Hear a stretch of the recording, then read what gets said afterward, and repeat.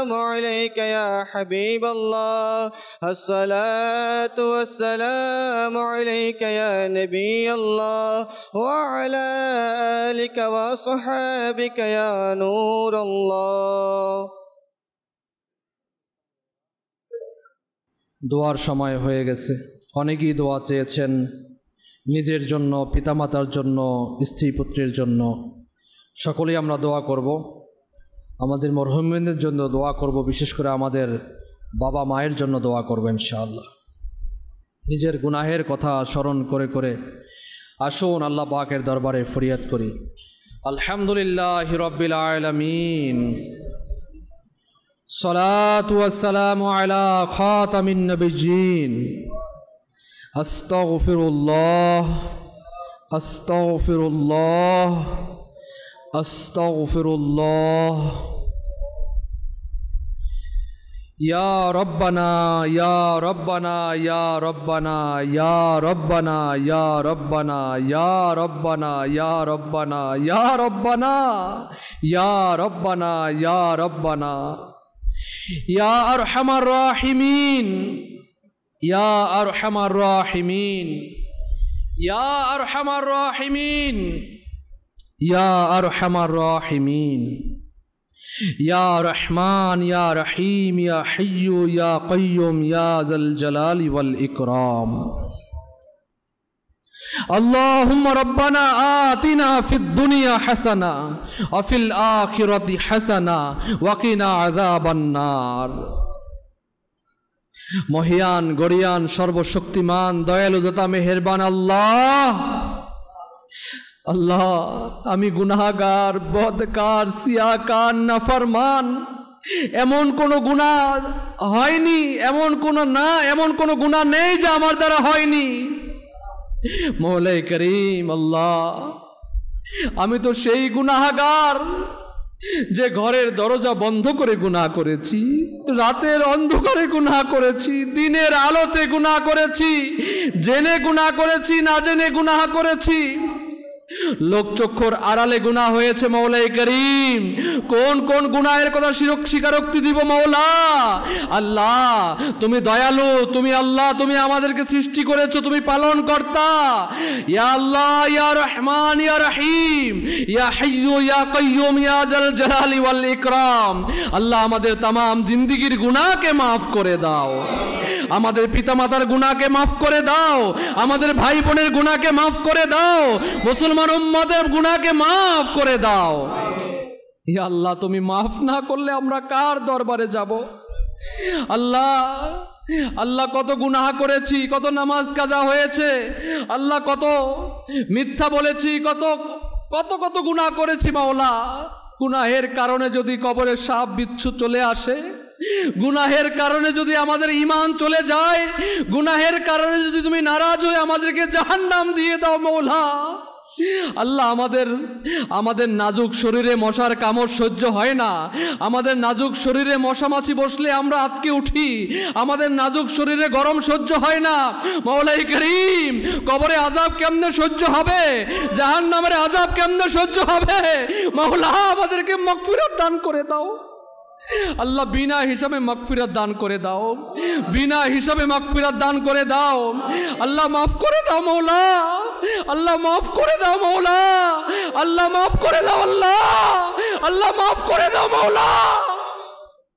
আল্লাহ তুমি মাফ না করলে আমরা কার দরবারে যাব? আল্লাহ তুমি তোমার হাবিবের সাদকায় আমাদেরকে মাফ করে দাও, তোমার প্রিয় বান্দাদের সাদকায় মাফ করে দাও। আল্লাহ তুমি গৌসে পাকের সাদকায় মাফ করে দাও, আল্লাহ গরিবের নওয়াজের সাদকায় মাফ করে দাও। মৌলা তুমি যাদেরকে ইনাম দিয়েছো, তোমার পছন্দনীয় বান্দা, আল্লাহ তোমার ওলি, তোমার বন্ধুদের সাদকায় আমাদের মাগফিরাত দান করে দাও। মৌলা তুমি মাফ করে দাও মৌলা। আল্লাহ আমরা গুনার বোঝা নিয়ে আর থাকতে চাই না, আল্লাহ আমাদের গুনার বোঝাকে তুমি মাফ করে দাও, আমাদের তাকদিরে জান্নাত লিখে দাও। আল্লাহুম্মা ইন্নী আসআলুকাল জান্নাহ, আল্লাহুম্মা ইন্নী আসআলুকাল জান্নাহ, আল্লাহুম্মা ইন্নী আসআলুকাল জান্নাহ। মৌলা আমাদের তাকদিরে জান্নাত লিখে দাও। আল্লাহ কবরে আযাব থেকে আমাদেরকে, আমার পরিবার বর্গকে মাফ করে দাও মওলা। আল্লাহ আমাদের প্রত্যেকের ঘরে তোমার খাস রহমত বারাকাত নাজিল করে দাও। আসমানি জমিনি হাওয়াই বালা থেকে আমাদেরকে, আমাদের ঘরকে, দেশ ও জাতিকে হেফাজত করো।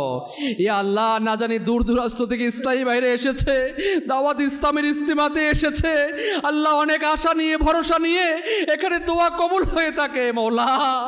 আল্লাহ আল্লাহ আল্লাহ, তুমি সকলের খালি ঝুলিকে ভরে দাও। না জানি কে অভাবগ্রস্ত, অভাব নিয়ে এসেছে, না জানি কে সন্তান প্রার্থী আল্লাহ সন্তানের জন্য এসেছে আল্লাহ, না জানি কার ঘরে বিবাহ উপযুক্ত ছেলে মেয়ে রয়েছে আল্লাহ, তোমার দরবারে আরজি পেশ করছে আল্লাহ। দিলের খবর তুমি জানো মাওলা, কার কি সমস্যা রয়েছে তুমি জানো মাওলা। আল্লাহ সকলের সকল সমস্যা থেকে নাজাত দিয়ে দাও। যারা অভাবগ্রস্ত অভাবকে দূর করে দাও আল্লাহ। যারা ঋণগ্রস্ত ঋণ পরিশোধের তৌফিক দিয়ে দাও আল্লাহ। যারা অবাধ্য সন্তানের পেরেশানি আল্লাহ, অবাধ্য সন্তানের পেরেশানি থেকে নাজাত দিয়ে দাও আল্লাহ। যারা অবাধ্য স্ত্রী পেরেশানি, অবাধ্য স্ত্রী পেরেশানি দূর করে দাও।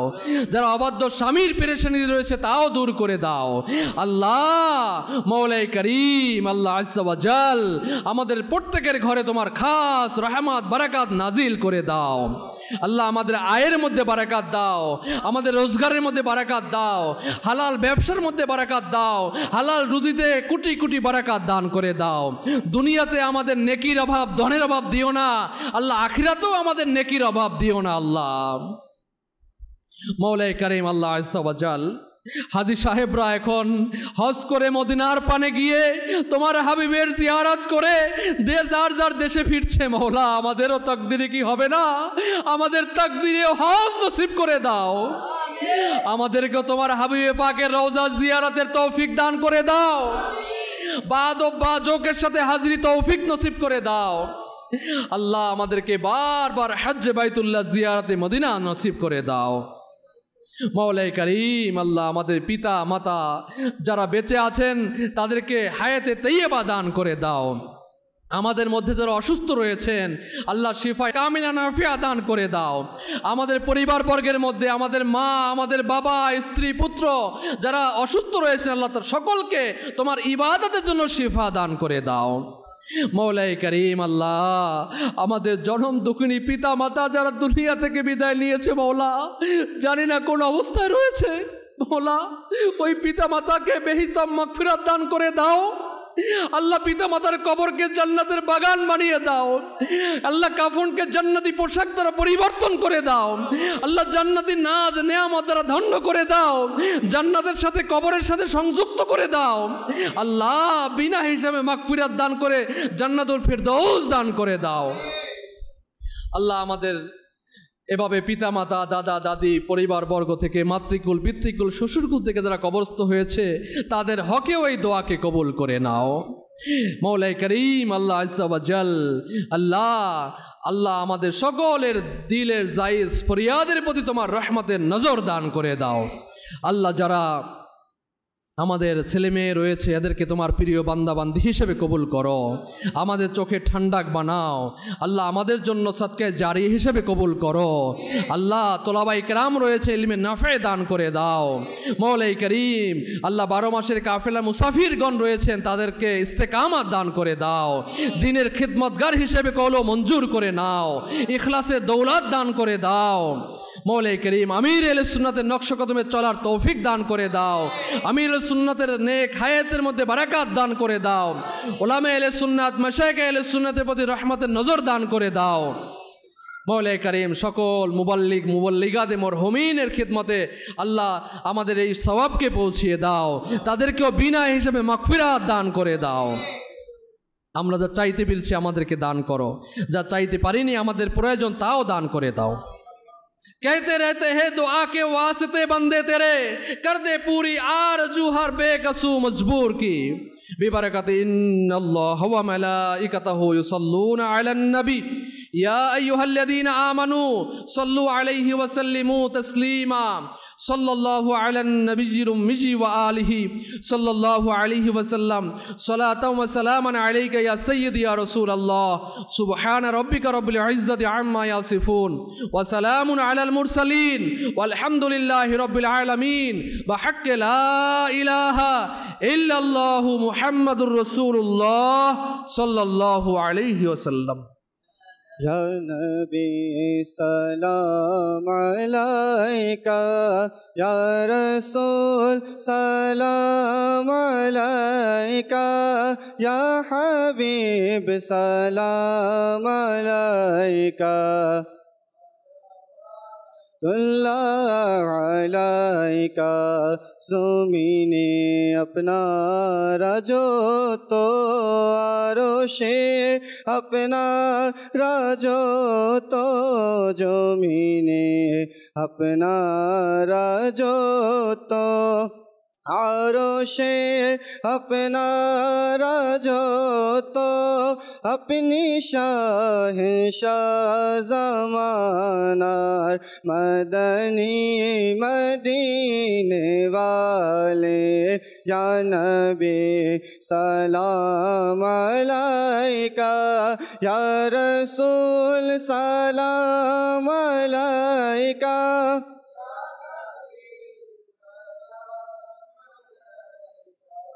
सलवातुल्लाह अलैका अर्शो का काबा मदीना फर्शो का काबा मदीना काबे का काबा मदीना जन्नतुल मवा मदीना या नबी सलाम अलैका या रसूल सलाम अलैका